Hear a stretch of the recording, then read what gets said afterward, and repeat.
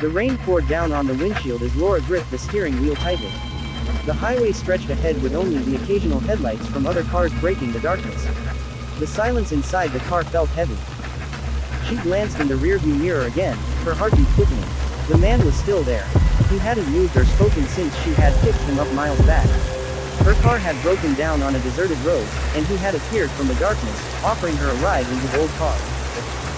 "Thanks for this," Laura had said, getting into the passenger seat. The man only nodded. The dim light from the dashboard barely lit his face. His pale hands gripped the steering wheel without moving. Now, as they drove, Laura felt uneasy.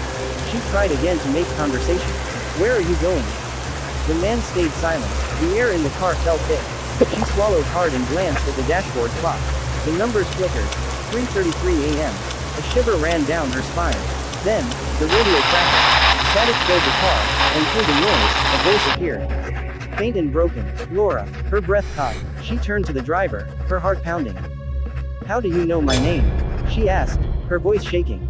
The man didn't move. He didn't blink. It was like he hadn't heard. But the voice on the radio continued, becoming clearer. "Laura, don't turn around." Her hands shook. The hair on her arm stood up. The voice, it sounded like her own, whispered through the speakers. "There's someone in the back seat." A scream broke in her throat, but before she could react, the headlights flickered. The engine sputtered. The car swerved to the side of the road, the tires screeching against the wet pavement. Then, silence. The car had stopped. Laura sat frozen, her heart pounding. She turned slowly toward the back seat. Empty. The driver's seat was empty too. Her breath came in shallow gasps as she reached for the door handle.